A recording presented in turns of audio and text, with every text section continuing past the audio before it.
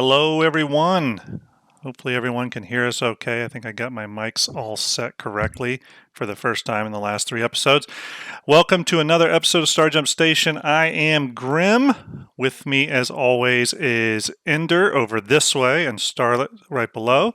And we also Hi. have a very special guest with us this week. I'm really excited about it. We have XeroState gracing us with his presence. So appreciate you coming on by and hanging out with us for a little bit. Very happy to. Yeah. So let's just see how everyone was doing this week. I had kind of a busy week. It's been all Fleet Viewer all the time for me. Starlet has been cracking the whip without necessarily cracking the whip, but I feel some pressure. So been working on Fleet Viewer, been making a lot of progress. Those of you that watched my stream a few days ago saw me do some work in progress of that and get to see how some of that's coming together. I'm not sure if he's in chat tonight, but big thanks to VMXEO for continuing to push out models for me like no one else can. So hopefully, maybe in early January, we can really start to show off where that is at. Ender, how was your week? What have you been up to? My week was busy. I work for Amazon, so you're shipping Easter presents right now, essentially. Shipping, yeah, Easter presents out the wazoo. So it's been busy. Between that and streaming and just preparing to shave my locks. Coming away. to grips with being much handsomer is essentially what's about to happen with you as a fellow baldy. I know. Starlet, how was your week? What have you been up to? It's been a busy week with work, but yeah. Good.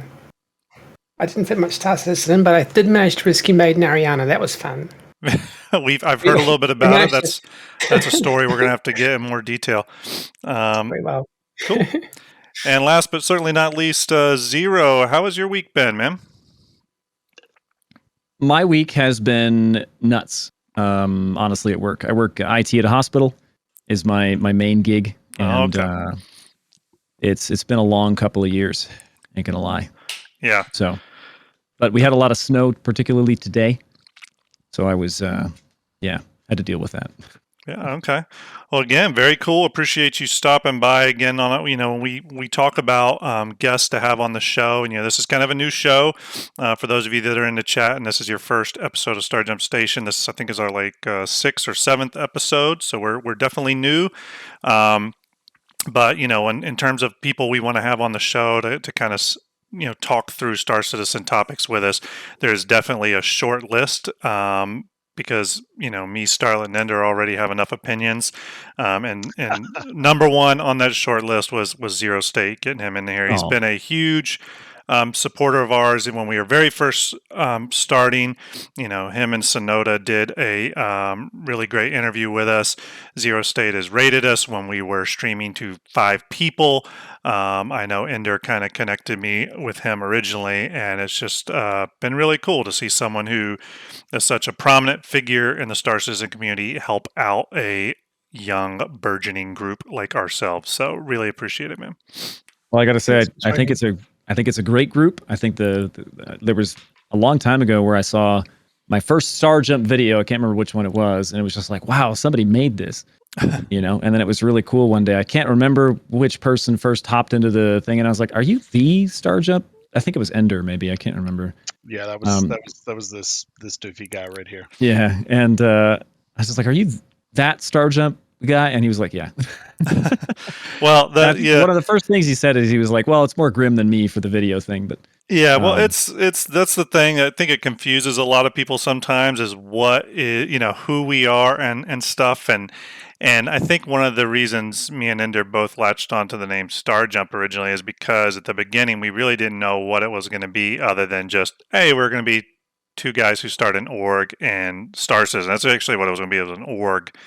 And it kind of started just turning into something else. And then we brought Starlet on board. And again, we have so many projects that are in the hopper that the Starjump is more, when we try to define it to people, it's more like a collective. So, you know what I mean? There may be more people in the future. We don't know. It's just people that are interested in doing unique, interesting projects and things. We're interested in being a part of them. So, yeah. So anyways, real quick, so we're going to kind of get going into the show. We got a few topics to discuss. Those of you that have seen other episodes know we kind of have two types of episodes.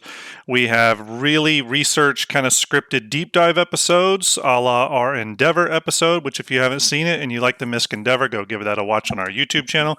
And then we have other episodes which are a little bit more unscripted, informal, just kind of talk about topics we want to talk about. We may not do a ton of research on them, but we have opinions on them or whatever.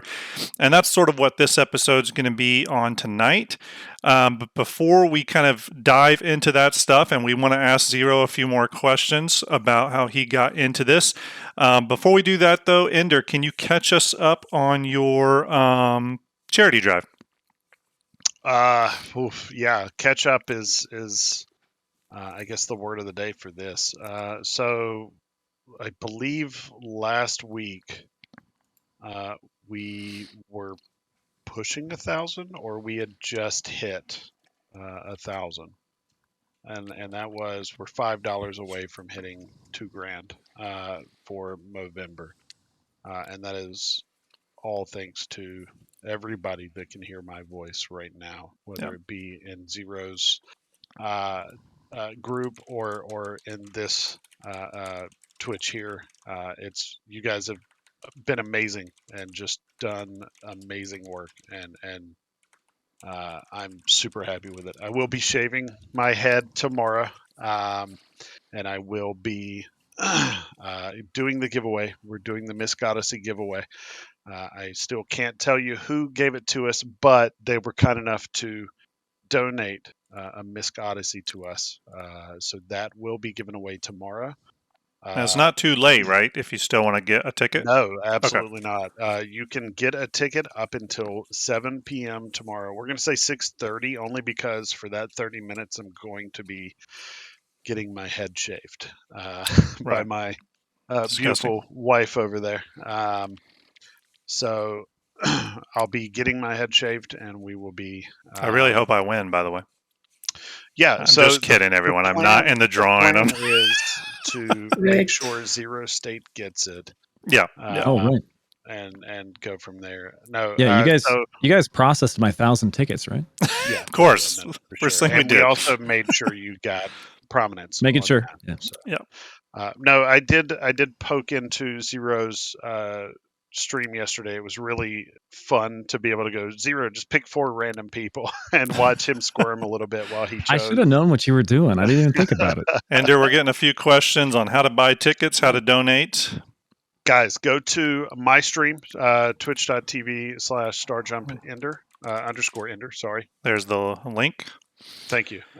Take a look underneath my About section. You'll see a big purple box that says Movember at the top. It's got a black square with a white mustache in it. And at the bottom, it says Tiltify Fundraising Extension. And there's a green donate button. Click that donate button. For every $25 that you donate, I will give you 1 million XP. You then press !ticket, and you will have a ticket. You can have up to 10 tickets. So donate as much as you like, but I will only give you 10 tickets. And what's the charity for again there, Ender? Movember. So it's men's health, both mental and physical health and well-being. Right. It's something that is near and dear to me. I've seen some spirals in my day, especially in the military, where there's a stigma for men's mental health.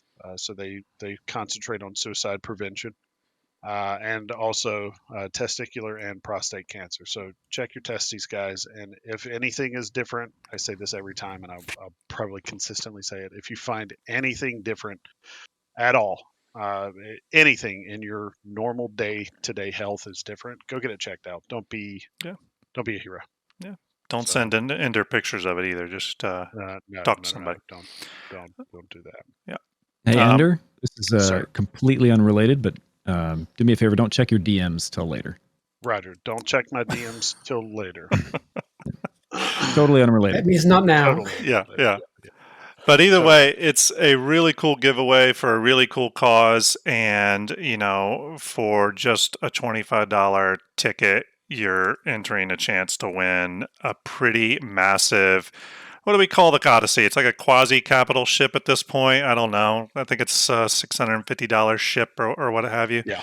It's a big one. I mean, it's, formerly Polaris sized. I mean, I know the Polaris has grown, but it's a big ship. So that's quite the giveaway. So that's awesome. Yeah, and it's amazing the amount of people that I've had who have donated. It's happened twice now that I've been able to give away 4 tickets because people donated and were like, I don't want tickets, just I'm just donating, and I'm like, well, I'm going to do something with these tickets. So it's been really great.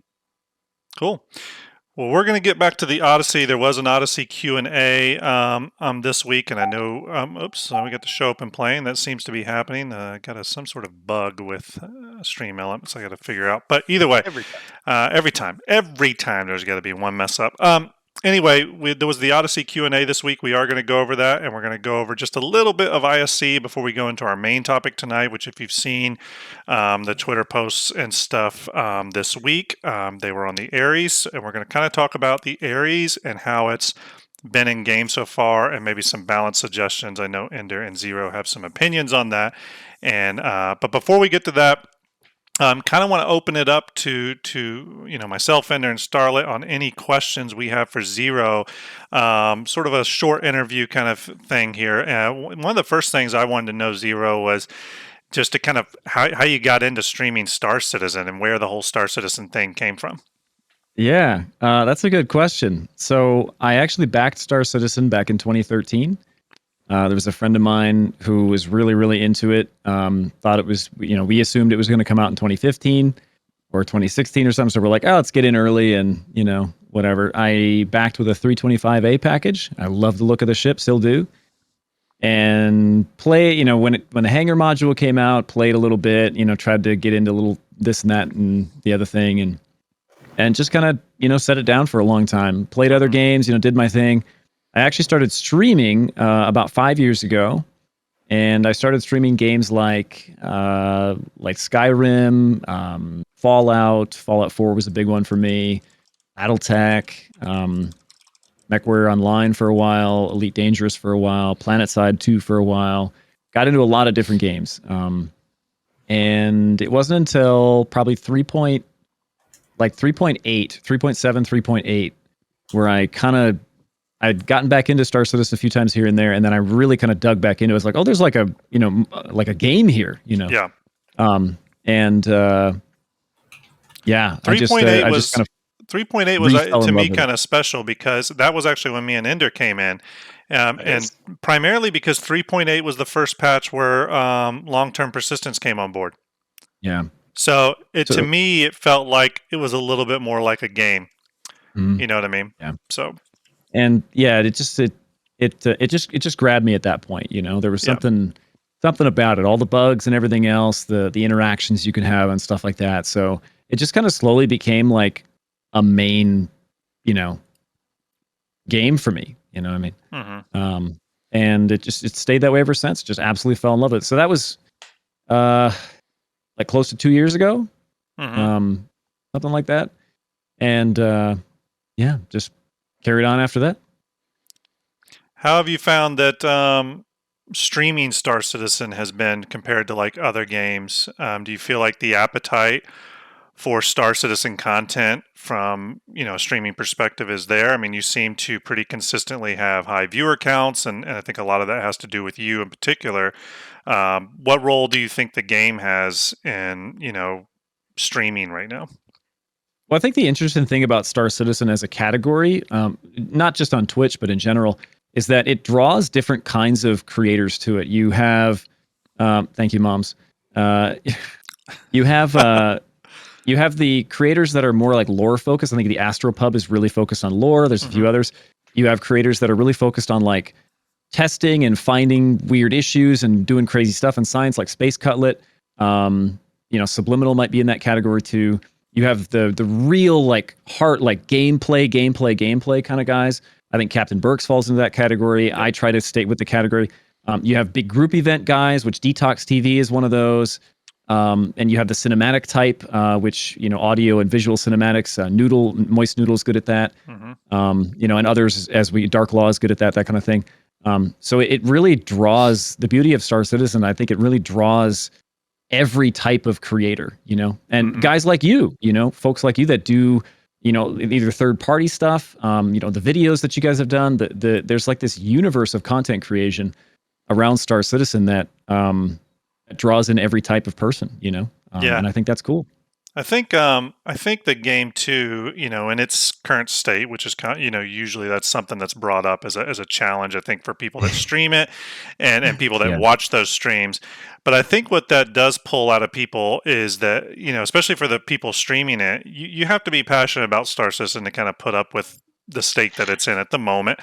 And some people deal with that in different ways. But I mean, I think the streamers that can bring humor to that and bring entertainment to that and stuff, elevate the game in some ways, because very much right now it is still an alpha thing. And so when you have these content creators bring, whether it's comedy or whether it's, analytical, figuring the game out, testing it, like you said, or people that know everything about the lore, people that bring like artistic stuff into it, like we do, and other content creators.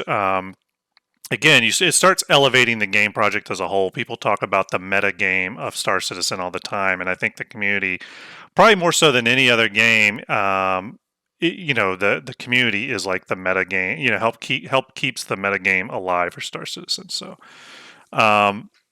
what another question I had for you is what do you think of the current state of the game, and what are you looking forward to maybe just kind of in the coming year? So maybe a little bit more short term, say just 2022. What are you hoping the game, what milestones the game will kind of hit, especially in relation to streaming it to your audience, to your community? What do you think will kind of be a benefit? I think one thing that is often a big disconnect between the people that are very experienced with Star Citizen, so most content creators usually have played the game to a point where they're fairly experienced. Some are not, and that's okay. But I think there sometimes is a disconnect between what the audience knows and what the creator knows in that case. And I don't know how Star Citizen can bridge that gap. But we do get a lot of people who come into our various, chat rooms, and they say, "Hey, I'm new to Star Citizen. I'm interested in it, whatever." And being able to explain that is difficult because they go, "Should I get this game? Should I get into Star Citizen?" Yeah. And in your heart, you want to say a resounding yes, but in your mind, you have to say, you have to set your expectations. It's got crazy bugs sometimes. You have to explain all that. So one thing I'd really like to see from 2022 is fleshing out some of the more like locked in gameplay loops to where they stop breaking every time that there's an update. Because it feels like every time there's a big update, we get mining that breaks, or we get bounties that break, or we get FPS missions that break, or we get, and it's just when all these different gameplay loops are susceptible to, I don't want to call it spaghetti code, but that kind of pick up sticks mentality of you touch a stick and 3 other sticks move. Yeah. It would be nice to see them kind of get away from that, where they can separate the different things you can do in the game, so that if somebody says, "Should I get into the game?" I can say, "Hey, maybe just don't do mining right now. Everything else works pretty good." Yeah. And it's been good lately. 30Ks have been very, very infrequent. For instance, the servers shutting down because they're unhealthy due to whatever's happening on them. The events have been very cool and actually worked surprisingly well. And some of the new gameplay mechanics that have introduced a lot of group gameplay and a lot of like teamwork based stuff, that's been really, really cool too. So I like where they're going. I want to see them mash their foot to the floor and go there, Yeah, I've been Ender Starlight. I don't know what your thoughts on this, but I've felt like lately, with small adjustments to, even things just like the front end menus, they've just now added easy anti-cheat and things like that. It's almost like they're trying to make some sort of effort to prop up the front end of the game to be a little bit more game-like, and maybe be a little bit more of a easier, kind of barrier to entry. Like we used to deal with this a lot when we played Arma, especially modded milsim Arma, which is sort of its own thing. me and Ender used to struggle because people would say, "Oh, I want to come play with you guys," and we'd be like, "That's great, but." Yeah, there's a process. Do you have the time to devote to this? Because it's not this. You're not just firing up Call of Duty and can play for a day and then come back to it 2 weeks and pick it right back up. It's an investment of learning, and you almost have to, with the game in its current state, you almost have to kind of like grow with it a little bit in order to kind of understand it.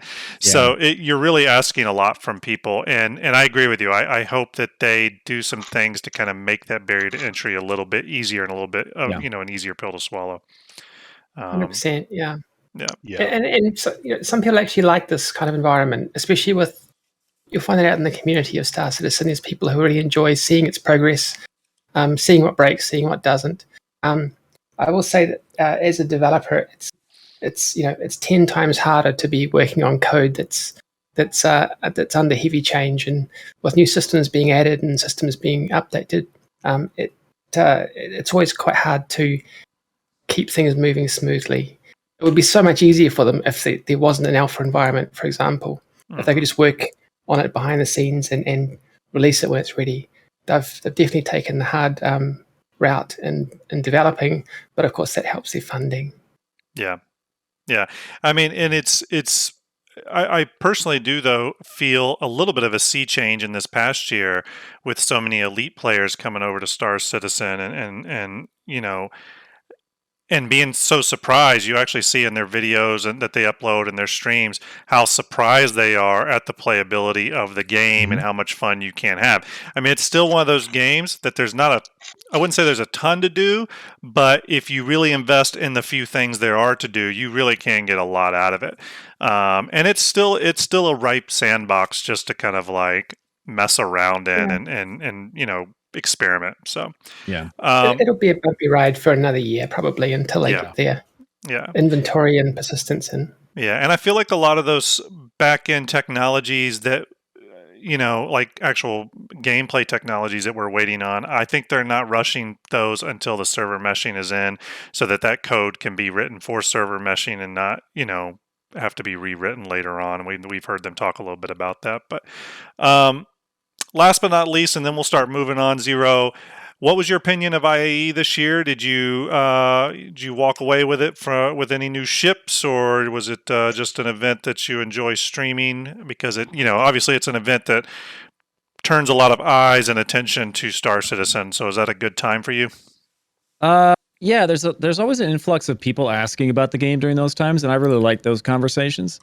I did make one change to my hangar, and I kind of said I wasn't really planning on it. I didn't really care all that much, but then I saw the Corsair, and that's how that went. So essentially what you're saying, Zero, is you are extremely intelligent, obviously a very intelligent person, and why we have you on the show. Corsair is my number one ship. I'm waiting for it. I've pledged for that for quite a while. So yes, you're a very smart man. Glad to hear that. One question. What's your favorite game loop that you're looking forward to in the future? What's your dream Star Citizen experience? For a while, it might be salvage. Yeah. Okay. I think salvage or like a combat crew with a salvage cleanup crew. I think that's a really cool, like if you had like 6 players working together, you had like 2 kind of top tier bounty hunters or whatever, that would go out and take some bounty down or, do something, and there'd be wreckage left behind, and you'd have the salvage crew come in. I feel like that would be really cool gameplay. Are you looking forward to the Vulture then? Is that first kind of entry into salvage gameplay? Yeah, the Vulture's going to be really interesting. I've just been so sad about the Reclaimer for so long. Yeah. It is a bit of a shame that ship, while it's been out, is not going to be the first salvage ship. Yeah. I feel so bad for all the Reclaimer owners. I don't own a Reclaimer, but I do think it's one of the coolest ships, actually. Look, I just want to take my Cutlass's tractor beam, and I want to disable some bounty in an M50, and I want to tractor beam him over top of the shredder inside of a Reclaimer, and be like, "You're going to prison or you're going into the shredder. One of the two. You pick." Yes. And see what he does. Just Very please cool. give me a reclaimer that's clean inside. I don't need to buy a new ship that's all messed You want up. the Origin reclaimer, I think, Yes, he Starlin. wants I want the Origin Origin reclaimer. That's right. Yeah. I Well, do have to very clear cool. something up from the chat. Monkey said I never went to the convention hall. I did go to the convention hall. He did. With I in fact, with the was giant, watching. with the Yeah. giant hollow. We got to see all the ships. Yeah, I think I was there one day though. Speaking of the, first off, real quick, before we go any further, thank you everyone for the follows coming in. That is really great. Again, we're growing the Starjump community. We're still pretty new at this, so really appreciate all the follows and all the great support. Don't forget Ender's channel over on Twitch as well. Give him all the support. One thing I was going to say before I went into that was, speaking of that convention hall, again, shout out to VMXEO. I don't know if he's in Twitch chat, but he did a really cool image for the IE this year. It was kind of a wallpaper render that was of the convention hall there on Microtech with the roof opened up and they're lowering a reclaimer in it, a bunch of like cargo MPVUs. MPUV, excuse me, are lowering a reclaimer in there, and I think he titled the picture, how they get ready for the convention, and it was really cool. I almost would love if CIG did a little bit. They do such a great job at making it feel like a real in-game event that's happening, that it would be cool to almost see some of like the behind the scenes if they put that in like a post or something, because I've always loved the way, I think the first IE was it IE or Invictus, I can't remember. I think it was Invictus actually, was one of the first events me and Ender went to. Invictus, and it was really 2950. Yeah, and it was really cool that it was just all in game, and it really felt like you were going to. I just love the effort that they put behind behind these manufacturers and all that stuff. It was interesting to me because it was my first month or two in the game. Yeah.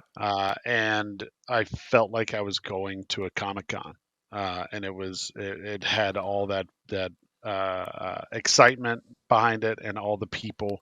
And then you had all the the merch that you could get. It was an amazing experience for me. Yeah, and it kind of cemented my love for the game. All right, cool. Let's move on. One thing I wanted to do real quick, we're going to switch back over to our video screen here, and we'll throw the Odyssey back up because we wanted to talk about that just for a minute. I know our last episode we talked about the Odyssey in length, but they did release the Q&A for it, and I wanted to take a minute just to kind of talk about the QA real quick, because one of our discussion points last episode was the Odyssey versus the Carrack and how that was the new big conversation. And, our good friend Paul Jones on the ISC about the Odyssey talked about how it was the Carrack killer. And then they released this Q&A, which, in my opinion, really kind of balanced the ship back out a little bit and brought it back down to earth. And one of the biggest sticking points about the Odyssey was whether its refining ability and its ability to make fuel could be diverted to other ships, or was it only for the Odyssey, essentially to extend its range. That was confirmed. There were a few other things here. They talked about, let's see here. One of the things they asked was, does the Odyssey have the ability to conduct jump point mapping and scanning? Some people were thinking it may, because it was a much larger, a significantly larger ship than the Carrack, and that's one of the Carrack's big selling features. They went on and said the Odyssey does not have that ability to scan and map those jump points to the same extent the Carrack does. All ships will be able to scan for jump points. All ships, even all the way down to, a freelancer or whatever. But the Carrack has a unique ability to do that better than any other ship. The Carrack is also, its antenna are supposed to be able to stabilize it through those jump points. So the Carrack is supposed to be a little bit of an easier way through those tunnels, at least according to the last thing we've heard. They asked if the Odyssey has any sort of modular bays or anything like that, and they confirmed that that's still a distinction of the Carrack, is that it has those 3 modular bays. So I think, and they did confirm that the hangar in the Odyssey is essentially an excess or extra small hangar. We're hearing that terminology a lot more now from from CIG in relation to ships now that they've got their metrics solidified. So other ships that you can expect to have this same hangar are probably going to be ships like the Polaris. The Kraken's 4 smaller landing pads on its starboard side are all extra small landing pads. And, that fits quite a few ships, but that's going to fit ships like the Avenger, the Gladius, Saber, the Terrapin, Defender, Prospector, Hurricane, ships like that. So decent sized ships, but that's considered an extra small hangar. You can go check out the Q&A. Yeah, the 890, that's an extra small hangar, Starlet? I'm not sure. I think it's 2 of the hangars, one size smaller. Okay, gotcha. But yeah, I mean, you're going to start hearing is ships now pretty much from 2018, maybe 2017 onward. Ships have been concepted mostly to metric from that point on, and essentially what that means is that when they're building those concept early block out white boxes, they're taking into account things like landing pad size, docking collar sizes. They're taking into account things like hallways and how wide those need to be for NPCs and stuff. For example, using the Kraken again is another example. A lot of people constantly say, "Oh, the Kraken's going to change, and so it's going to get bigger." It may get bigger, but the Kraken is definitely a ship they built to metric. It's already built to metric, for example, and the Odyssey's probably the same. I don't think you're going to see the ships post 2017 onwards change too much. Hey, His Divine Shadow, thank you so much for that, gifting that tier 1 sub. Appreciate you. And again, thanks everyone for all the follows and the support. Really, really appreciate it. Real quick though, I mean, there's a bunch of stuff in the Q&A. I won't go through it, but Starlet Ender Zero, did any of you read through the Q&A? Did it change your opinions of the Odyssey at all? Yeah. I still like the Odyssey, but it's not a carrot killer, and there's so much drama out there in the community about that. There's one aspect that doesn't seem to be talked about, which is when you upgrade your ship. So there's going to be a bunch of people out there that loved the narrative and upgraded their carrot, so they might be a bit disappointed that it's not the carrot killer, and they might feel a bit slighted, I guess. CIG could fix this so easy by allowing us to unapply a CCU. They can do it with concierge already. They could change their systems to allow us to do this automatically. Yeah. That would be so much fairer if people could, without having to melt the whole thing, the whole chain of CCUs or the whole pledge, just pull the last one off. Yeah. And that would really help to make things a bit fairer or add some integrity to the process. Because now currently, if you when you melt something that's had a CCU applied, you're just the original ship's going back into buybacks, correct? Correct. If you melt something that's been upgraded, the original ship goes into buyback. The upgrades are lost, so any discount you had is lost. You get the credit back for it, but you lose the opportunity you had. If it's a standalone ship, it's fine. The cases where it's been upgraded via CCU. And someone in chat says, don't apply the CCU before you are sure. And I totally agree, but there's plenty of new people that come into Star Citizen that aren't aware that you can't reverse the application of a CCU without melting the whole pledge, which I think is a little bit unfair. Yeah. Well, either way, it as a Carrack owner, it did change my opinion a little bit of the Odyssey. I agree with you. I didn't think of it as the carrot killer. However, at the same time, knowing Paul Jones, he definitely, and it's Paul Jones, another person that's really supported Starjump. So big shout out to Paul Jones, big inspiration for the Starjump cinematics. He's lovely. Yeah. I don't get why they that was in an edited piece that was essentially marketing. I don't know why they amplified it into their marketing, but and at the same time, and Gavin Rothery, the other concept artist, again connected to us on Twitter, great guy. They've said before that these are their babies. They walk these ships through months and months and months and months of concepting, and these are like their babies in a sense. So they can grow quite attached to them. So and as someone who's an artist as well, I can tell you that something I created 3 years ago that I absolutely love, 3 years later, I may hate it and like the new thing I made. You know what I mean? It's just, it's not that it is any better or that you deliberately made it better. It just means you kind of move on. This is probably why I don't have a bunch of tattoos, by the way, because I constantly dislike decisions I made years ago. I'm working on that. But no, you're right. It's for any ship. Like, we don't know how these game loops will play out. Yeah. We don't know how big the universe will be. Will there actually be a need to have this kind of long-range gameplay? Will the character be able to get to everywhere of any importance in the universe by itself anyway? For a long period of time? We just don't know. There's so many variables that are yet to be determined. So actually, it really does make sense not to apply your CCUs yet.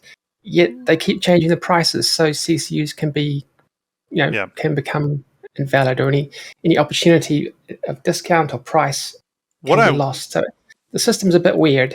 Yeah. What I will say is, if you are looking for the ultimate Star Trek bridge on a Star Citizen ship, you should probably get the Odyssey, because it has an incredible bridge.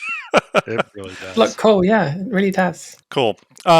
Zero, any thoughts on the Odyssey Q&A? Did you have any opinions on the ship after the Q&A that were different than the from beforehand? Yeah. You sound really excited about it, I'll tell you that. I'm not really a big ship guy for the most part. Like, it's not a huge thing for me, but I was pretty disappointed. Even after the Q&A, it's hard to get over the disappointment of, oh my gosh, in an Inside Star Citizen, they called it a carrot killer. Like, the community doesn't forget that, even if you save face a week later, kind of, and explain the ways in which it's not. The fact that it has that larger hangar, it can essentially have infinite, both kinds of fuel infinite. It can refuel the ship that's docked in its hangar. It can do almost everything the carrot can do except the sensor package, which is an important piece for a lot of, but what it really means, we talked a little bit about this last night, what it really means is that CIG must flesh out jump point navigation. They must flesh that game loop out, because if they don't, the Carrack is killed by the Odyssey. Yeah, that's a fair point.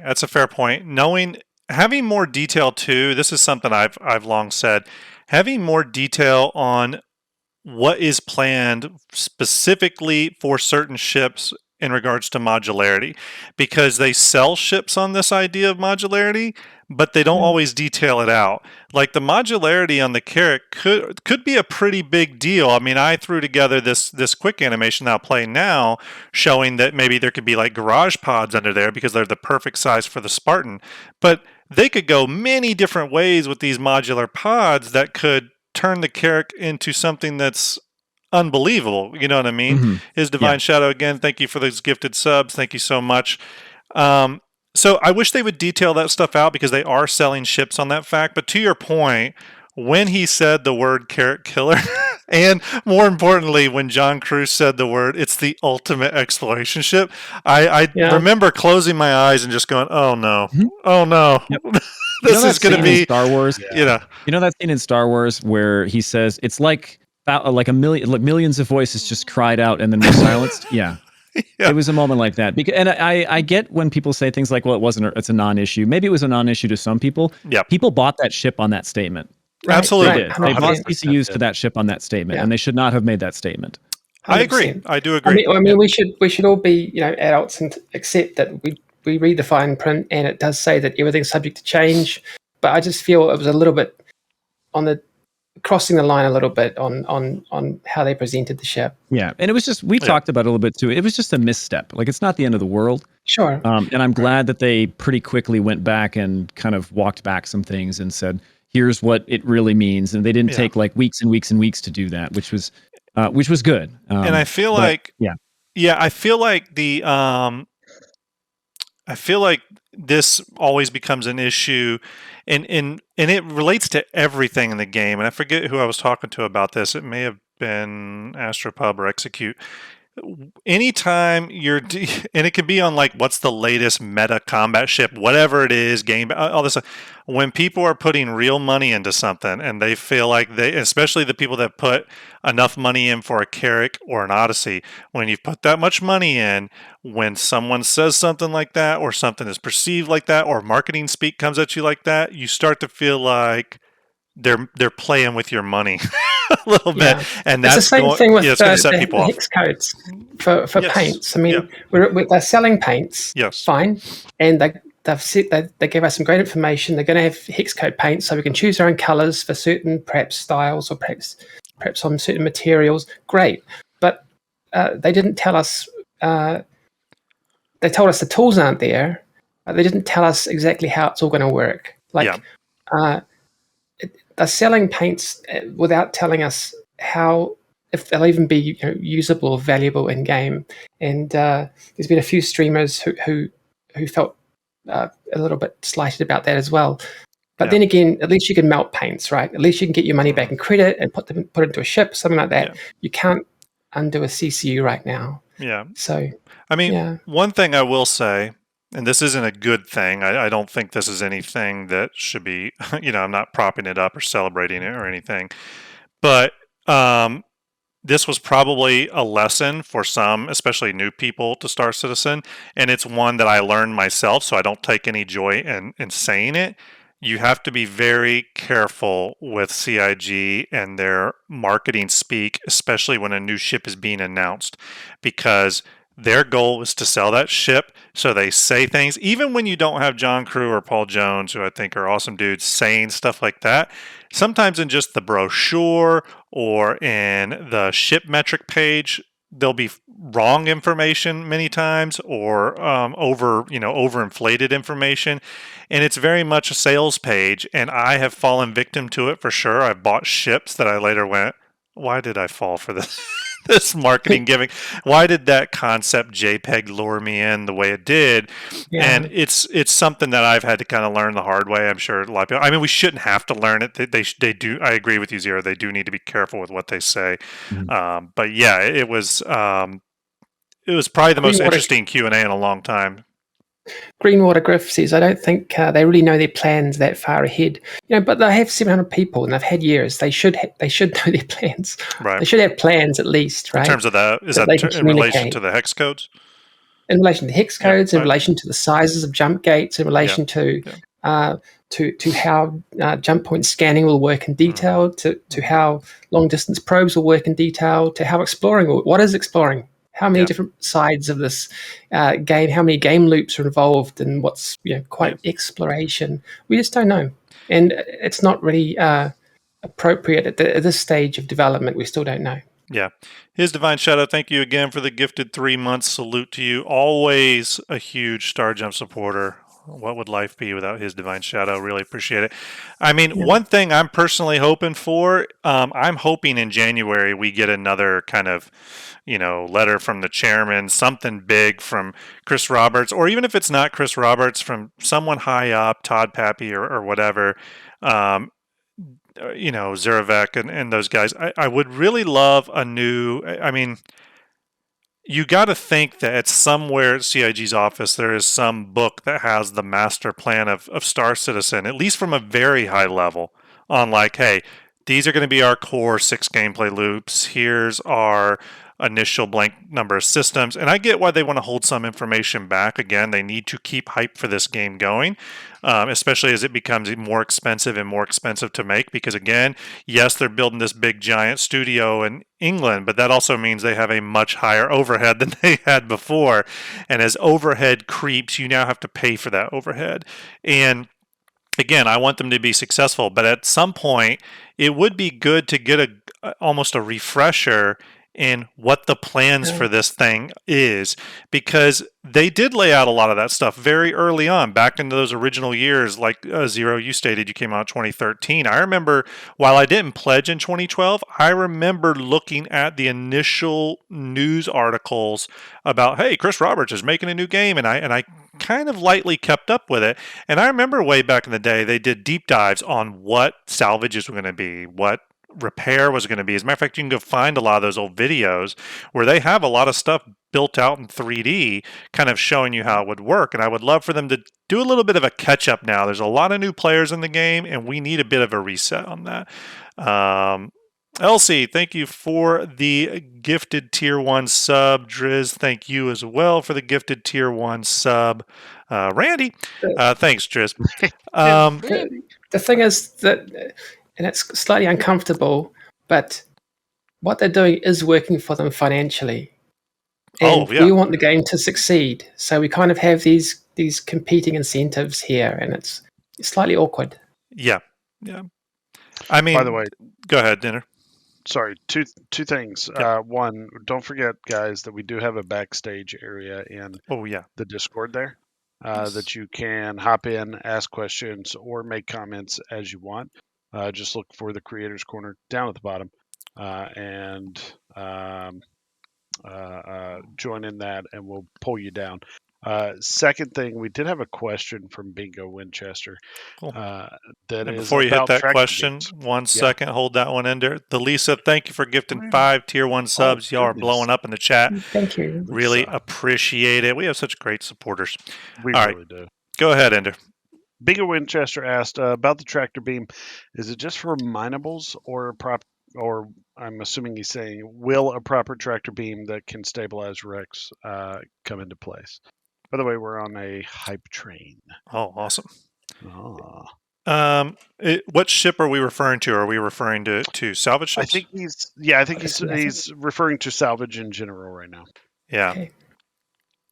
I don't know. I'd like to see something where they can stabilize a wreck. If it's spinning, because you do get ships that spin out of control. Yeah. Is that what the Reclaimer Claw is, though? How would that be different? It is. The Reclaimer. Oh, he's talking about the Odyssey. Actually, I'm sorry. Oh, okay. He's talking about the Odyssey. So it's essentially going to have just a prospector slung underneath. Essentially, that's what it is. It's going to have the same functionality in the 3D model, which I've dissected. I mean, you can see it rotating here. This is the 3D model for our fleet viewer. I've kind of dug through it, and it is exactly the same. It's a slightly scaled up version though, but it's essentially the same thanks thing. For 5 subs. Greenwater, thank you for the 5 subs. Yes, thank you so much. Appreciate it, everyone in chat. Again, awesome community. We really appreciate the support. We're here. We do this show, by the way, every Friday night at 10 p.m. Eastern. Calculate that for your own time zone, obviously. Every Friday night at 10 p.m. Eastern. We are also, catch everyone up on Starjump projects, we are also working on our Fleet Viewer project that'll tie into Starlet's amazing hangar.link. We're hard at work at that, shooting for an end of January, beginning of February release for the Fleet Viewer. We think that's going to get a lot of usage by the Star Citizen community, and we want to get these assets into your hands. We're also working on Starjump Chronicles. It's a bit slow, but it's also our first time doing it, and we want to do it right, and we are learning things as we're doing it. Starjump Chronicles is going to bring classic in-game Star Citizen machinima, but we're going to combine that with Star Citizen cinematic stuff we do to create actual full-on narrative stories that we're calling Starjump Chronicles. First one we're working on is one of Ender's stories. That's a really cool project. Obviously, we have our Starjump Guardians kind of charity efforts that Ender, kind of spearheads. And again, there's always something going on. We are working on I'm currently in pre-production on the next cinematic. It's going to be RSI focused. That's probably, we'll start getting into animation on that in January. So, once I get into January, I'll start showing regular updates on the RSI cinematic. I'm going to start a new project called Starjump Audio. I'm going to try and get Grim and Ender with actual microphones that work, and sound all ASMR like XeroState here. Yeah, so I'm just going to say I do have. Will it go in camera? I do have actual microphones right here. But I can't seem to get it to work properly, and it won't help me. Okay. I blame him. I'm working on my own. Yeah, I'm working on my own. So I'll be as soon as I get this one working. I did get this as a gift the other day. It's still in the box. I have not even set it up, which is kind of a shame. I don't know if I would use it, so I might end up sending it to Ender or something. We'll see. But either way, thank you for all the support, everyone. We're, like I said, lots of Starjump stuff in progress. And again, we do like to help other creators that are out there doing stuff that, we like to collaborate with them on. Like I said, I've been in some talks with Space Tomato, nothing there yet, but we want to get together and figure out if there's some stuff to collaborate on. Obviously, we want to help Xero out in any way, just to return all the favors that he's done for us and helping kind of promote us, and lots of other people out there that we want to associate ourselves with. So yeah, and just like to add, Starjump is not for profit, and yes. Some people might not realize that there's actually rendering these 3D scenes is quite compute intensive. It's quite expensive. Thousands of dollars go into making these cinematics. Certainly not for profit. It's a labor of love. So really appreciate any support. Yep, but again, yeah, exactly. We do this because we love to do it. Like the Aegis cinematic, because I want to calculate the hours of work, and I actually had someone from CIG reach out to me privately. I'm probably okay to say this, and just reach out to me and was telling me, did a great job, and they really liked it, and they were checking it out and stuff, and they asked me all these sort of questions, almost sort of sounded like a job interview, but I think they were just amazed that someone would actually go through the trouble of doing all this, and they're like, you used hollow models? And I'm like, but to me, it was fun to do in my spare time, you know what I mean? And that's, again, we're doing it for the love of this. It's just like, when people stream the game or do these sort of like topic shows, again, we do it because we like to talk about it. There's no money being made here. But so again, we thank all the community support, all the gifted subs, all the donations that come in, and especially all the donations to the charity drive. Much appreciated. Okay, so that's the Odyssey Q&A. Now, the last thing I wanted to touch on before we kind of get into our main topic, and we won't spend too much time on this, but there was an ISC this week talking about the Grav-lev rework. Obviously, it wasn't too surprising that popped up. I was surprised it popped up so quickly, primarily because we know they kind of moved the X1 into production because the 400 came out and has this garage for the X1. People kind of were vocal about that. And then suddenly you saw the X1 appear. The hype train was a success. Very good. Awesome. Thank you, everyone. Whoa, level 4 completed. Wow.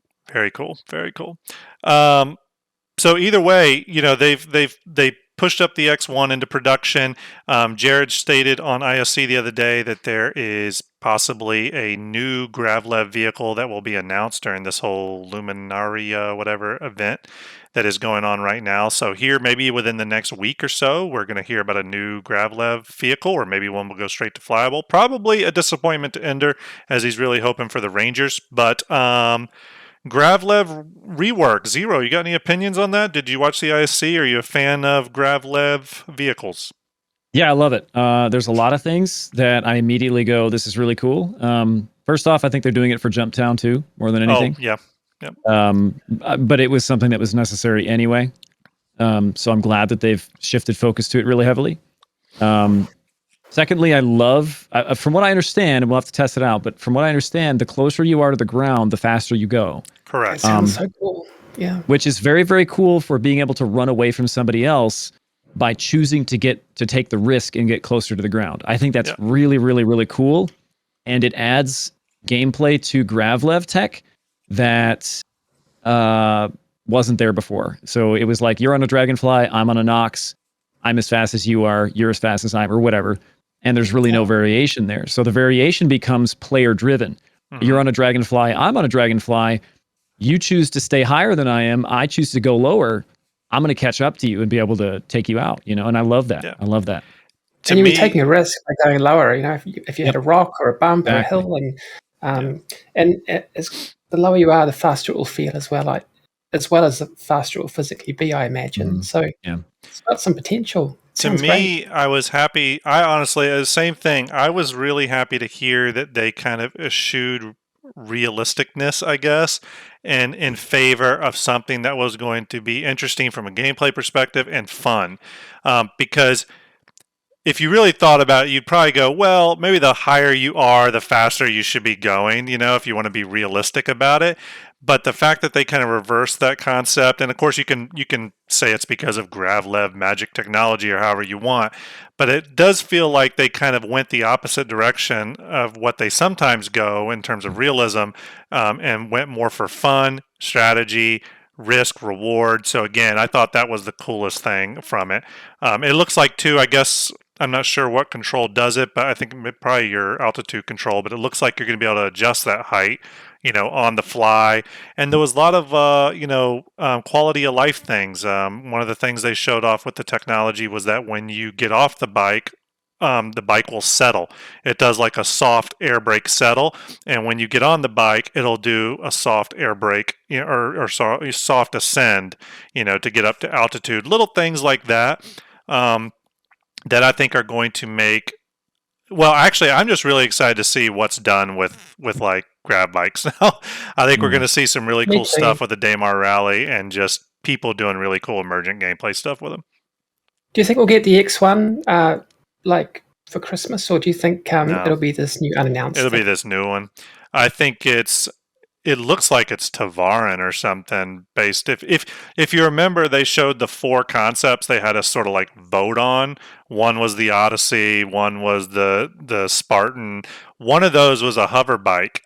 Now we don't know which one it is, but it looked almost like it was like Tavarin, Right. like bird like. So I think that'll be the new Grav thing. I think the X1 is either on the progress tracker. I know it's on the progress tracker, but it's either on, I think it's on a vehicle tech team or actual vehicle content team for early next year. So I think we'll get the X1 probably in Q2 next year.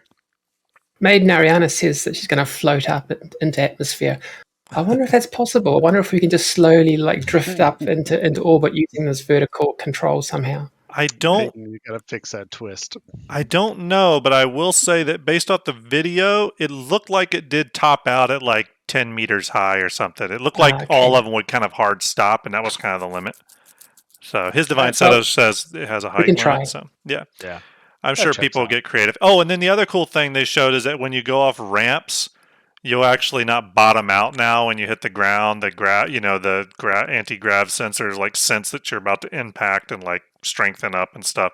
Again, I think it's just going to make for some really cool Star Wars speeder moments. So, Ender, what about you? Any Grav-lev thoughts? I know me and you attempted to do Grav-lev experiments in the past with utter failure. I remember chasing those things through microtech winds for Our Noxes, they yeah. were getting more and more kilometers Yeah. away. I was very What sad. were we thinking? Yeah.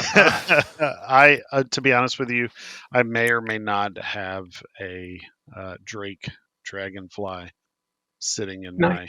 my buybacks area that I might trade the Ranger in for a time Wasn't to the play with. and wasn't the Dragonfly, if I remember correctly, wasn't it a referral bonus not too long ago? It was, yeah. Yeah, It correct. was. I missed Yep. out on it, unfortunately. Yeah. So Cool. but I'll do my best and play with the one. I've traded my Ranger for the Dragonfly for now. Yeah. I didn't realize we were sitting on the Odyssey spinning there for a while. Sorry, everyone. We were. But yeah, so that was the Grav-lev reworked. I don't remember what else they talked about during ISC or if there was anything of note. But mainly it was the Grav-lev rework that kind of caught my eye. Obviously, 316's been kind of pared back quite a bit since things have been pushed off. Specifically, the Hull C was originally scheduled for 316. I believe it's now been pushed to 318 with the cargo refactor. All hail 318. I think it's going to be the best patch if they can hold what's supposed to be released for it. And there's no ships currently scheduled for 316. However, I do think this new Grav bike or whatever it's going to be will probably be a 316 straight to flyable ship. So, By the way, I've heard 316 just hit wave 1 PTU. Did it? Apparently. Okay. So we might Yes. find out pretty soon. Now you guys are out of your upgrading minds right if now. you think I didn't download it in the background while we've been chatting. It's downloading as we speak. Very cool. So let's go ahead and move on to our next topic. And I will be able to speak on this a little bit, probably not as much as Ender and Zero. Starlet, I'm not sure how much experience you've had with the Aries, but Ender, you want to kind of introduce what the topics are, kind of our main discussion topic is? Yeah. So, Zero, you are the I can't think of the word, inspiration for my idea, my thought process for. Oh, look at that! Who is flying that crappy flight? You were my inspiration for the idea I had for our topic this week, which was the Ion and Inferno, and it kind of goes further than just those two. But you had an idea that you posted very eloquently, by the way, on the 29th of November On Spectrum. on the Spectrum forums about the Ion and Inferno and balance ideas. And the conversation, I think, goes deeper than just, and your ideas go deeper than just, here's how to fix these without nerfing them. But it's almost a statement of, instead of nerfing every ship that we come across, how can we balance them better and still not pull away from their individuality? Yes. I'd And love actually increase their individuality. exactly. If I'm gonna link the Spectrum post. It's that'd been be good. going Let's link for it a in chat. while. But I read your post start to finish, and then I reread it start to finish because I wanted to kind of take it all in. Because initially the ideas were interesting to me, but I wanted to digest them a little bit. Took some time, read it again, and I got to be honest, this is the best. Hey, let's nerf it without nerfing it. Post I've ever seen, and a lot of times people are calling for let's nerf that, let's nerf this. Redeemer is one currently. People are calling it too tanky. The Inferno and Ion are another. But I mean, we could all come up with uh, uh, uh, instances where nerfing it was the initial thought, but maybe something else could have been done. But Zero, go into detail a little bit if you can, if you are willing to, I should say, Sure. about what your thought process was for the Ion and the Inferno. Yeah, let's sum up the problem and then what those solutions are. So I don't know if there's really so much of a problem, and I think when people look at changing anything, they kind of expect us to say it needs a nerf in this way. But I don't know if it needs a nerf in this way so much as it just to add depth to the weapon, to increase the skill ceiling. So I'll touch on that in a minute, I guess. But when I look at the Ion in particular, I see a ship, a single seat fighter with a giant cannon, and that to me doesn't spark a lot of interesting mental capacity. I mean, it's cool, it's powerful, but it's just a lot of damage coming from one spot, and that's great. Nothing wrong with that. But to add a little bit of depth to the way the weapon fires, works, whatever, could increase a skilled pilot's overall effectiveness with it, while also mitigating the effectiveness of that weapon against ships that it's not meant to fight. And I think that that's fair. But also allows you then to, maybe increase the ship's effectiveness in other ways. Whereas it does lack in this area a little bit, but it's super strong in this area, So I think that's my main thought behind the post. And first and foremost, he may be here, he may not be here. But Icy Jones was a huge part of that post. He actually wrote up a decent amount of it. We talked a little bit back and forth about some things, and then I kind of went through it and added some things and clarified some things, changed a couple things, and bounced it back off him, and then posted it myself. So just huge shout out to Icy Jones for really writing that up and kind of kicking that off a little bit. I think it maybe bred some interesting discussion at the very least, and if nothing else, just gave people an extra thought about a ship that's here. Mm-hmm. Yeah, absolutely. And Jones, if you're not here but you watch later, definite big shout out to you. You guys did an amazing job on this post. So most of your, and I noticed you added a little bit to the Inferno. It was actually a pretty decent amount to the Inferno. But most of your ideas were centered around the Ion, which I've gotten to see you fly more than a couple of times. Your fix for the Ion, what was the inspiration for that? What brought the idea for creating that charge up and the fire off for that? Yeah. So this is going to sound weird, but it's the Railjack from PlanetSide 2. You guys ever play PlanetSide 2? There's a specific sniper for the new conglomerate, which live free in the NC, called the Railjack, which when it released, I think they've changed it a little now, you'd pull the trigger and it would have like a quarter second of delay and then it would fire. But it was a super powerful sniper. It was one of the only snipers in the game that could one-hit kill with a headshot at the time. And it was unique with that. And I think people used it because of its uniqueness. They enjoyed it. And if you got really, really good with it, you could be one of the best snipers in the game, even at its early release. But as time went on, there was some pushback from the community from it. Not a max, sorry. I wouldn't kill a max, but it did a lot of damage to maxes, like any other sniper would if you kept hitting them. But yeah, it would one hit kill a heavy player with if they didn't have their shield up. But it was a super powerful weapon. It just had that one drawback that made people kind of like pull back from a little bit. But the people that sunk time into the weapon and understood that it's how it worked and figured out the timing in their head, those people reached a really high skill ceiling of sniping that was never seen probably with any other sniper in the game. Eventually, the devs of PlanetSide 2 did change the weapon a little bit. I think they either removed they did something with it. I can't remember what it was after that. But it was a very unique weapon, and it gave me the idea for this to say, what if this weapon is such a powerful weapon that it works a little bit like a railgun, that you do have to charge it up for just a half second. Now, if you guys time a half second on your phones or something, feel free to go do that now.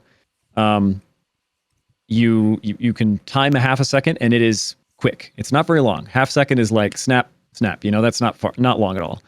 To add just even that amount of charge up to a weapon like that would, instead of passing your weapon by the pip and firing as you pass by the pip and just kind of hoping for the best, shooting a shot under the dark and hoping you hit something, which is what I think Ion pilots do against light fighters for the most part, you would have to hold that aim on the pip, even just for a half second, which a lot of times is all light fighter needs to be a little bit more maneuverable and see that, oh, he's lining up a shot on me.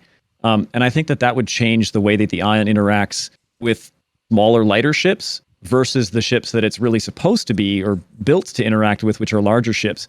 Because a half second charge up does not matter when you're, slamming the weapon into the side of an Idris, you're going to hit it. And what do you think about, didn't they, correct me if I'm wrong, because I've been mostly following the Inferno, because that's the ship I own, but on the Ion, did they increase the rate of fire on the Ion? When it first came out, it was about one shot a second. I can't remember. Mm-hmm. They increased the fire rate and lowered its damage, and then they decreased its fire rate by a lot and increased its damage. And that's where it sits now. It fires one shot every 1.5 seconds ish, I think, or 1.35 seconds, something like that. And going with the solution that you're talking about, where you sort of press the trigger, you get that initial, half a beat charge, and then the weapon fires. Would you envision some sort of longer cooldown period for the weapon after that? 2-3 seconds, almost like a global cooldown sort of thing, or do you feel like the rate of fire would still be the same?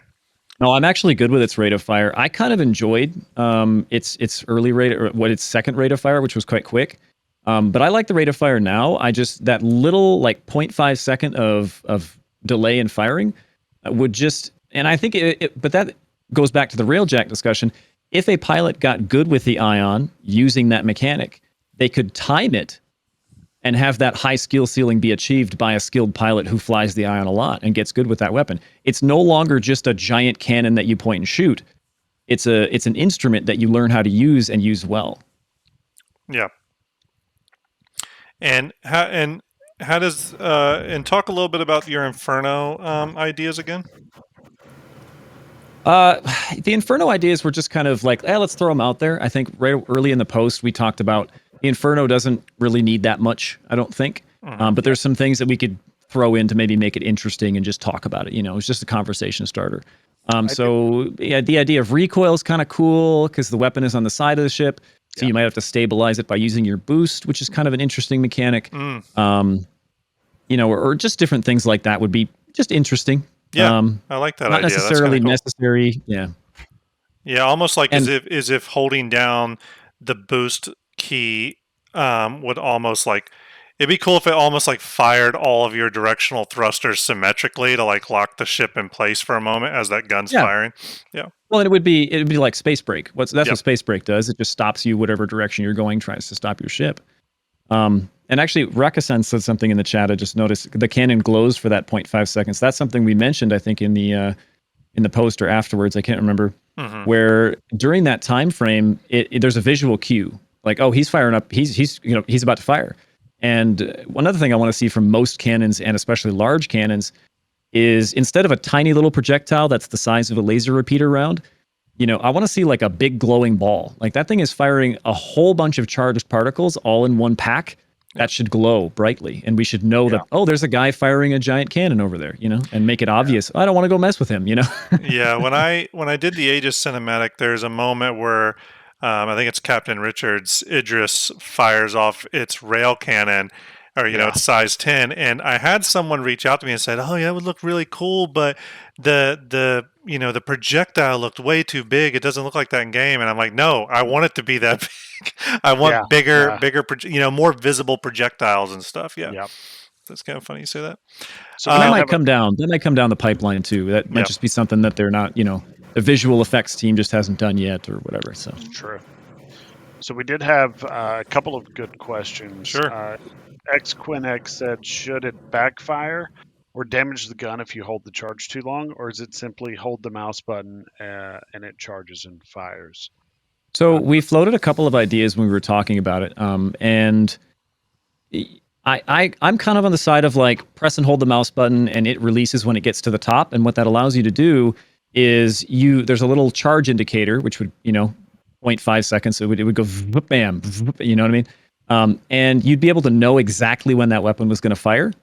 So if you got good at timing it, you would know exactly, I'm holding down the trigger. I know exactly when this weapon is going to release. And that could allow you to then do that. The other thing that we floated was the idea of letting go of the trigger early to release a lesser charged bolt, like a half charge, which would have less range, less power. But there's a lot of development that could come that would have to maybe go into that with damage fall off and different things like that. That would have to be so dynamic that I don't know if they would ever do that. It could be cool if you were doing your charge in shot, where if you did have some way to almost overcharge the weapon or punish if you did have something to where like the weapon was charged too much, or maybe if you did like perfectly charged rounds one after another, maybe there is some sort of like heat.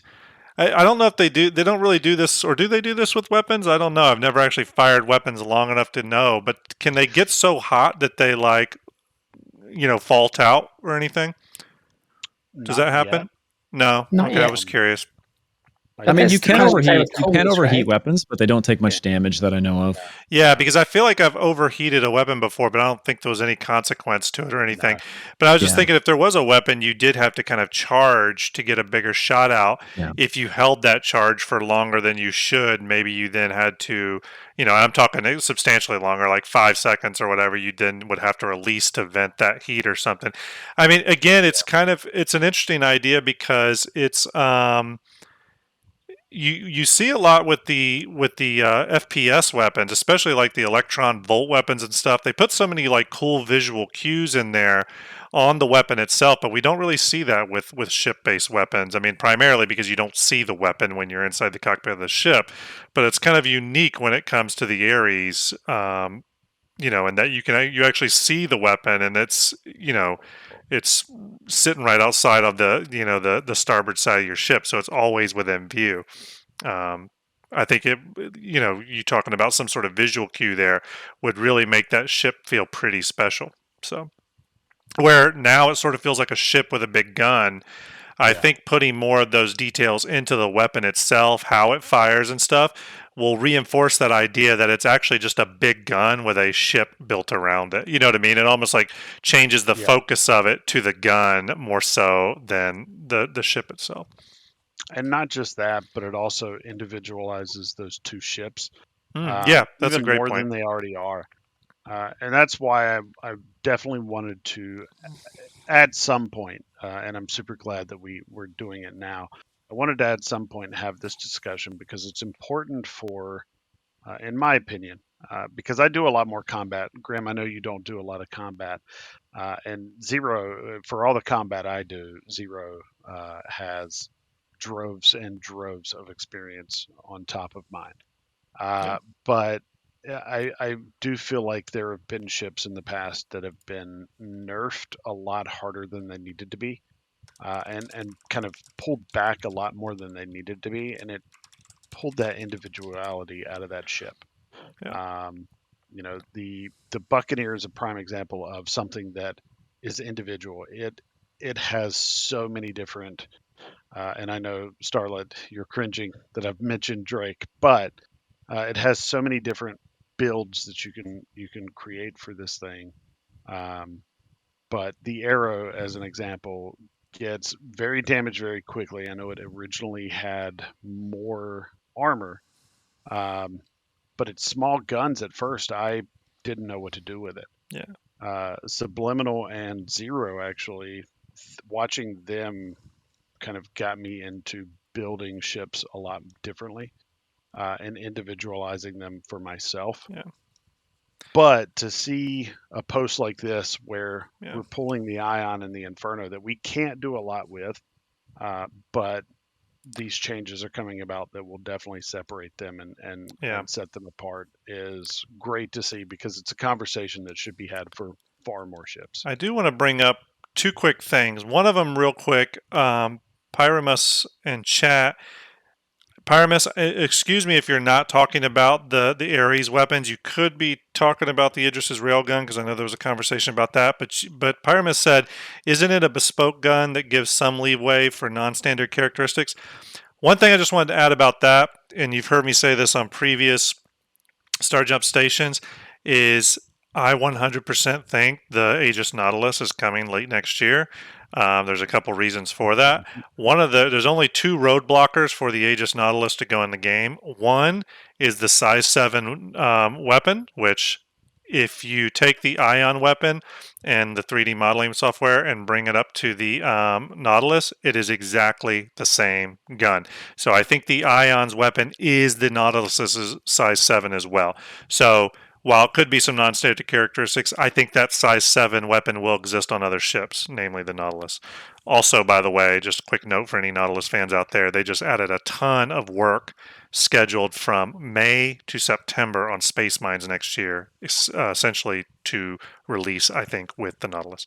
Anyway, back on topic. The other thing I thought would be really cool for the Aries guns, and correct me if I'm wrong, but there's no guns in game that do this, but I really feel, especially because you can't customize the weapon on the Aries, it is what it is. It's either the Ion or the Inferno's Gatling. I would love to be able to see for those two weapons specifically different types of fire modes. So, for example, I'd love if the Inferno had a fire mode that would actually shoot maybe triple its rate of fire, but it could only do it for 3 seconds, and then had a cooldown of 6 seconds. You know what I mean? Whatever the punishment is. Or maybe the laser weapon on the Ion, you can charge up to fire 3 quick succession bursts. Think doom, doom, doom, right? But then it had to cool down for 5 seconds. Some different fire modes. I mean, and we played tons of military games. You, on your typical, assault rifles and stuff, you have single shot, 3-round burst, full automatic, and there's pluses and minuses to those things. You don't want to be at 600 yards using full auto. You want to be on single shot for accuracy. While you may be clearing a room in a building, and you may want to go on full auto in case you need to pray and spray. So I think the Aries guns could really benefit from some different fire modes, and that would give you the ability to have some meta going on with the actual weapons the Aries, because you can't really do anything with the Aries now, like switch out its weapons to find the best gameplay. I mean, maybe there'll be a future Aries that has like some big distortion weapon on it or something. I don't know, but regardless, I think fire modes would be really cool and interesting for it. I actually have a note on that. Go ahead. So instead of when you said the Gatling could fire 3 times as fast, but only for like 3 seconds, I just kind of cringed because I go, that would very much encourage jousting style gameplay, and I don't want to see that. But it gave me a thought. What if you could fire all 3 barrels at once as if it were a cannon instead of a Gatling? So it would go bam, bam, like that fast, but it would be firing 3 shots at the same time. That would be actually really amazing. Yeah, it'd be kind of interesting. I don't know if it could work that way. Again, there's lots of balance things they could do that with that. Like, for example, if they did make some sort of mode that could fire all 3 barrels like that, well, then maybe they give it a slightly wider spread. Although I've heard that the Inferno's got a little bit of a wide spread on it now, maybe more than it should. I don't really know, but because I haven't flown the Inferno as much as I would like yet. But again, there's a lot of ways they could balance that, and I would love to see them add something into the gameplay loop of those weapons to bring more out of them than what they currently are. I love flying the ship. It is an amazing ship to fly. The guns feel cool. It definitely checks off that A10 fantasy box that it's supposed to be. But it would be interesting to see people be able to tool with the approach a little bit and how they engage and what those fire modes or charges or whatever would be, so that we could maybe see some like player meta gameplay come out of it, instead of just this is what the ballistic weapon does, this is what the ion weapon does, and there's one way to use it. So yeah, I don't know, it's tough. Like, fire modes is an interesting thought, but one of the big selling points of those ships is this is what they do. You know what I mean? And this is how they operate. And to make them into more Swiss Army knives kind of maybe defeats the purpose of the way the ships were built and their lore a little bit. So yeah, I probably wouldn't see CIG making too many, or if they are fire modes, they would be very subtle. Like your Gatling fires slower, but it overheats slower, and it's a little more accurate. That would maybe the difference there. That would be about, I think, all they would do. Yeah, I mean, I don't see any ammo. Yeah, that's a good point. And there maybe that is through ammo and not, you know what I mean? Maybe and we've heard that they do want to bring in different types of ammo. I know there was like some talk of incendiary and other stuff. I don't know if that was specifically ammo or was specifically new weapon types for ships. I can't remember what CIG's conversation on that was, but again, a lot of these suggestions are not suggestions that I don't necessarily think they'd be successful or whatnot. It's just interesting ideas, and you kind of have to wonder if they've had those conversations behind the scenes. Oh, I'm sure.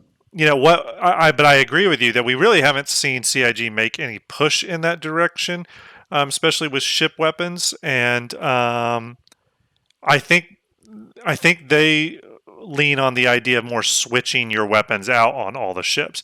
Now, the Aries obviously is unique in that its weapon can't be switched out. So I agree. I think that probably goes against the ultimate design of the ship.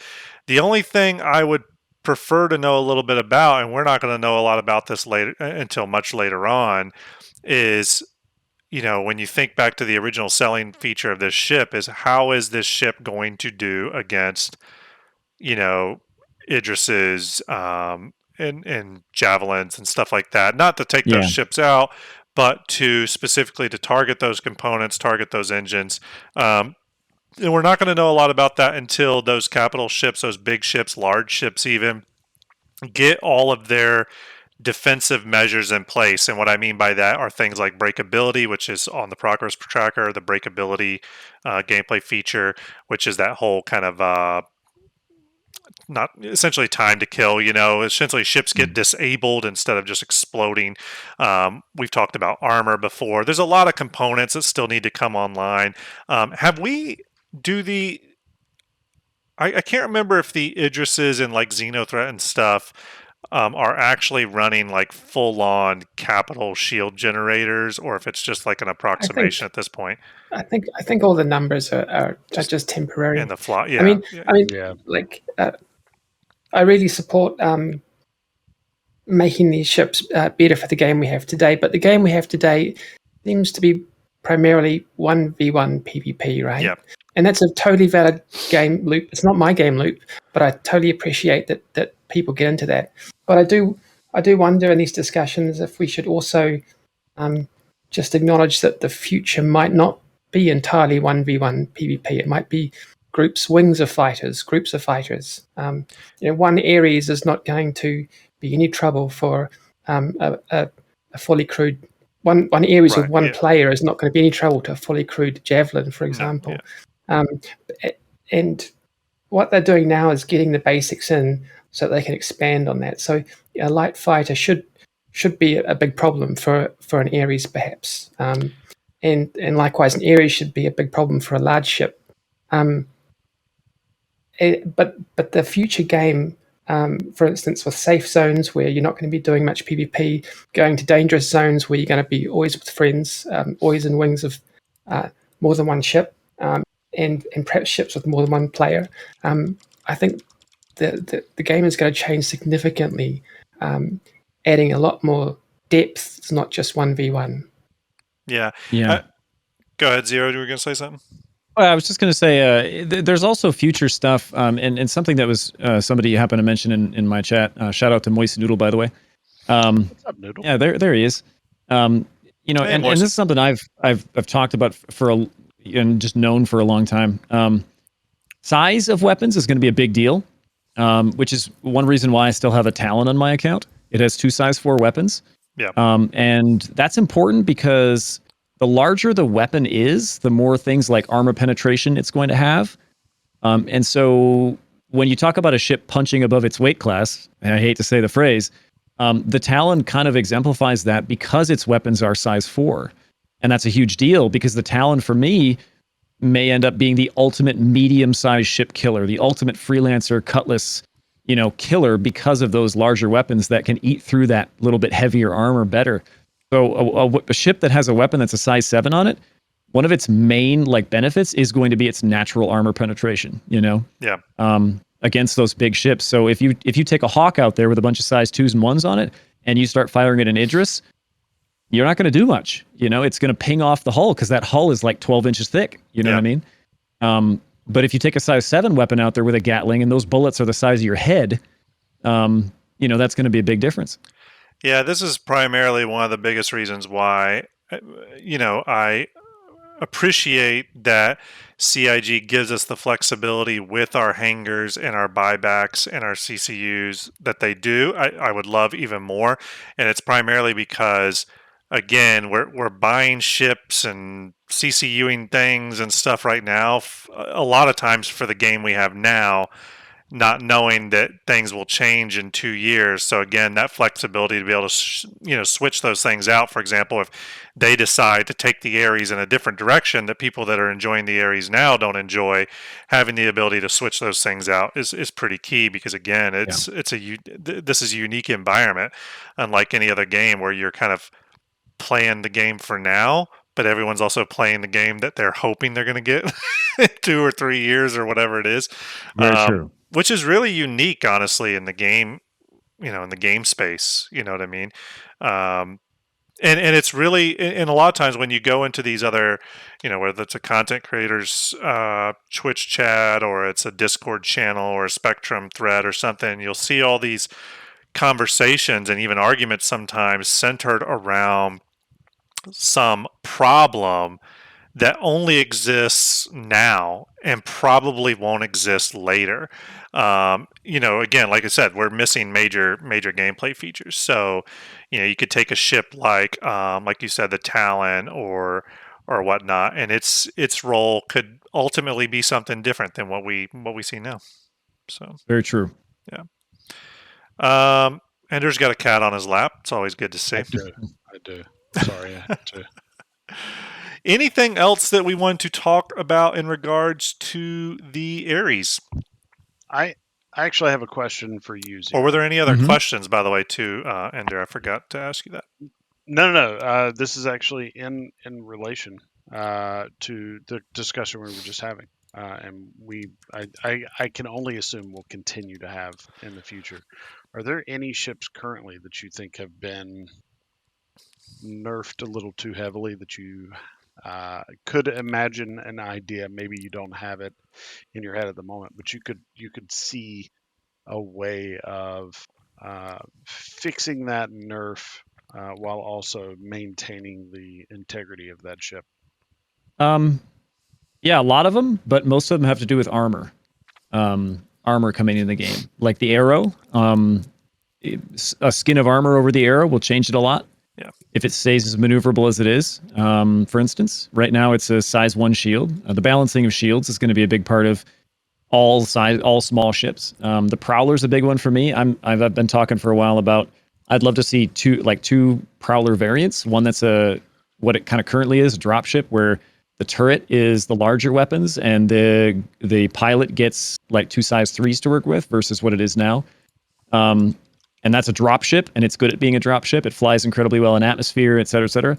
And then a gunship variant where the pilot gets the larger weapons and the turret has the smaller weapons, but it flies, maybe it has more boost or, something unique about it to make it a gunship. And then both of those variants could be made good at what they do. Mm-hmm. So I think the Prowler is way up there for me. It's just been such an unloved ship for so long. It really has. No, I cool. wholeheartedly agree with that. And the Starlet 100%. It looks amazing. By the way, I wanted to point out something real quick on we were talking about some of those other gameplay systems like armor and breakability and stuff. I did just look up on the progress tracker because I was curious. Physical damage and breakability, which is a deliverable not only for Squadron 42 but also Star Citizen, started work in January 2021 and finished work last week. Finished last week, and the descriptor, which was 46 weeks of work, quite a big task. And the description for physical damage and breakability was making use of the physics engine to create a system that looks and behaves realistically when large objects such as ships are damaged by weaponry or colliding with other ships, locations, or planets. Obviously, we may not see this in the game at some time, but again, it's good to see that these other systems are being worked on, obviously in the background. So, yeah, that is good to see. Very good.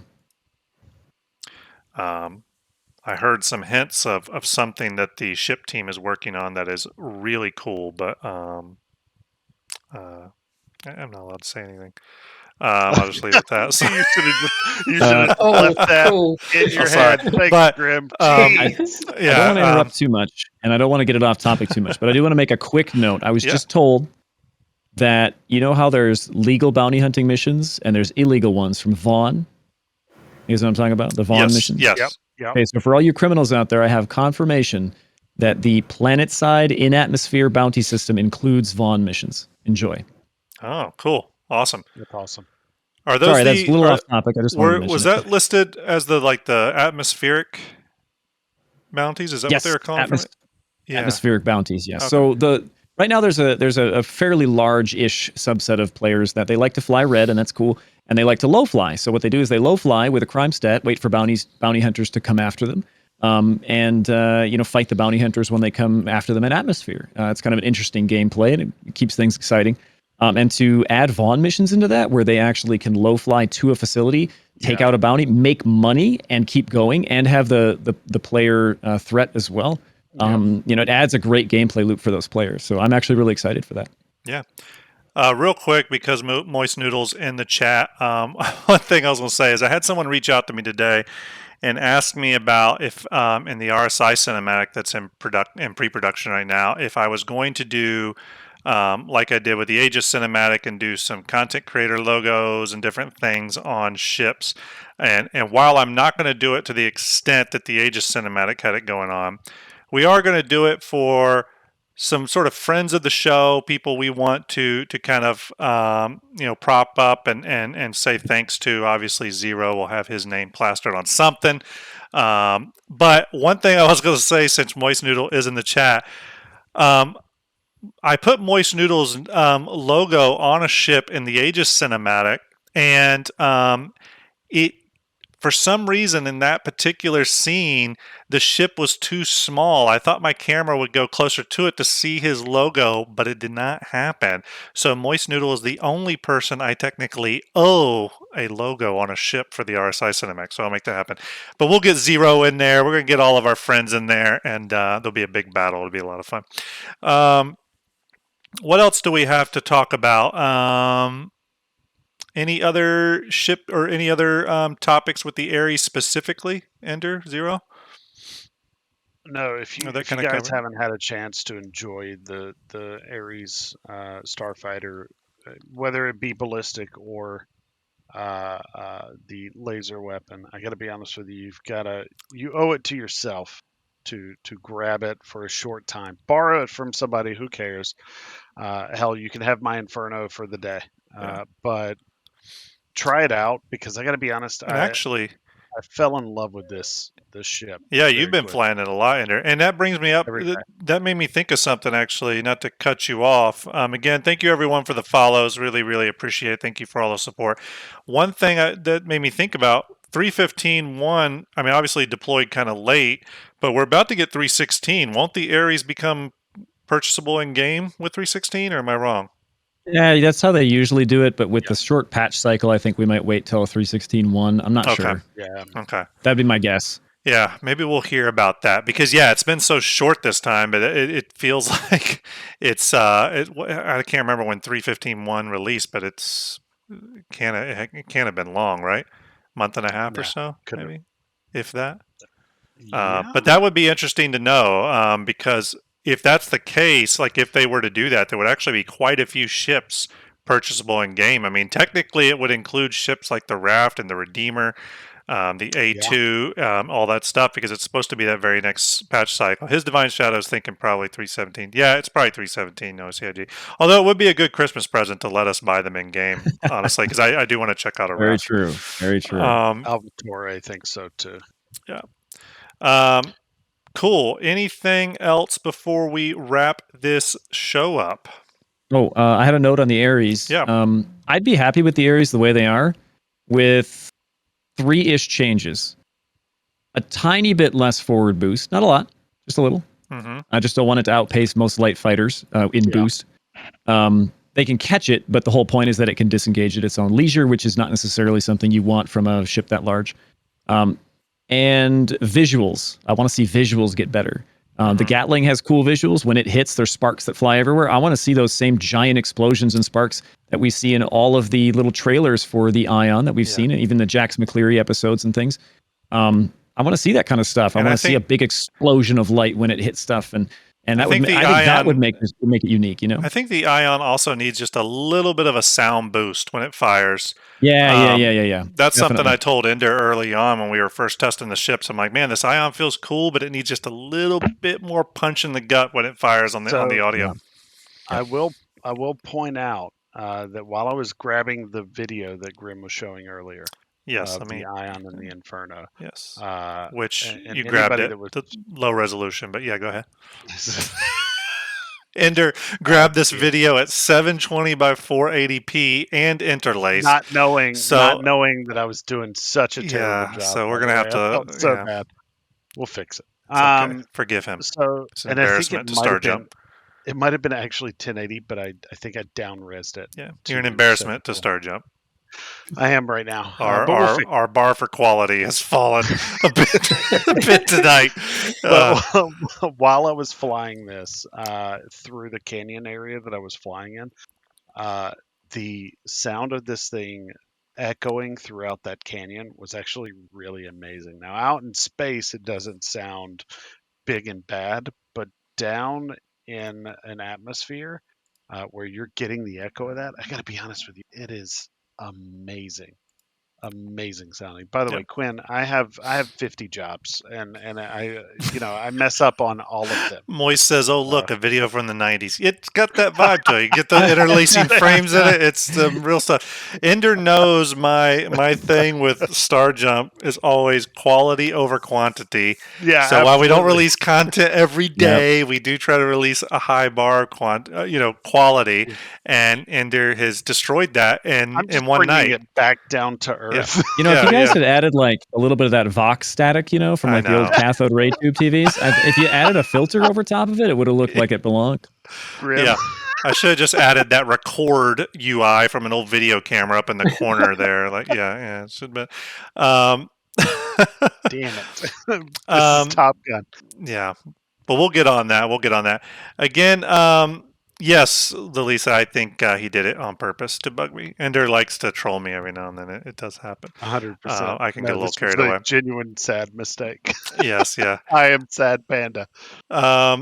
Everyone, a couple of quick updates again before we push off for the night. Again, if you're new to our stream, definitely go to our YouTube channel. I will put that in the chat right now. Go over there, check our stuff out. We have the Starjump cinematics, both the Aegis and Drake, and I think the Crusader teaser cinematic is over there, even though I put a pause on that cinematic. We have all the old episodes of Starjump Station. Go back and see if any of them interest you. Go give them a watch. We really appreciate it. Appreciate all the support here. If you're in our Starjump Discord, we're probably going to start pushing heavily on Starjump Chronicles soon, which is our Machinima cinematic smash up. So a lot of times what we will do is bring people over that are in the Discord and see if they want to help us film some of the Starjump Chronicles stuff that night, whether to act as security or be extras or whatnot. So if you're not in our Discord, go get over there. We would love to have you and sort of build the community. You can always find us over there. And then certainly last but not least, we are big time pushing on the Fleet Viewer. I know I said this at the beginning of the show. I'll pop the video on here too, just to kind of show what that looks like if you don't already know. Starjump is working on a new Fleet Viewer project that will allow you to visualize your fleet in a way that you really haven't been able to do before. Extremely high fidelity using all my cinematic assets. But we're going to try to go even further with that to where you're going to be able to outfit things like the Endeavor with whatever module you want, something that's never been done before. We're going to have ships that, again, are not in game, fully built out and high fidelity, like you see here with the, for example, the Orion that you're seeing on screen right now. That's only really been visible in like concept art and stuff. I am pushing super heavy on that stuff. We're still shooting for a version 1 release, probably the end of January, beginning of February. There may be a few ships missing from that initial release, but we do want to get it out. And you're going to be able to move stuff around, customize it, do it from different views, and Starlet is handling all the back-end work for that, and it will be plugged directly into Hangar.link, and we're going to look for other cool ways to kind of make Hangar.link use those visual assets and maybe other parts and stuff. So if you haven't checked out Hangar.link, what are you doing? Go check out our Starjump Station episode. We did a full breakdown of it and how that tool can work for you. If you want to know all about saving a little money when you're climbing up that CCU ladder. So yeah, that's going to be about it for tonight. Really appreciate Zero you coming on, man. A really big deal for you to come on board and talk with us tonight. Me and Ender especially have been talking for quite a while since the very beginning when we kind of met up with you on like getting you on the show, and then Starlet was excited about it too. So just really appreciate you taking time to do that. So, well, I'm happy to be here. It was cool. It was a lot of fun, honestly. Awesome. Any parting words, Ender and Starlet? I do. I have two quick things one quick thing for Zero and then Starlet, and then I have one final note. But Zero, yesterday you did a podcast with Citizen Sonoda. Can you do me a favor and just maybe point everybody to where they can look at that? Yeah, so it's called Points of Interest, and you can find the VOD on Citizen Sonoda's channel. It's Citizen Sonoda, Sinoda, at Twitch, which if you guys can do a shout out for him, you'd be more than welcome to. Absolutely. He rated us the other day. Great guy. Yeah, he is. We actually have, I'm going to see if I can find it. We actually have it on Spotify and on Apple, if I'm not mistaken. I think you can find it on either by searching Points of Interest, a Star Citizen podcast on either platform. I think you'll be able to find it. I'm about to, let's see, Points of Interest. Oh, look at that. Cool. Yep, it is on Spotify.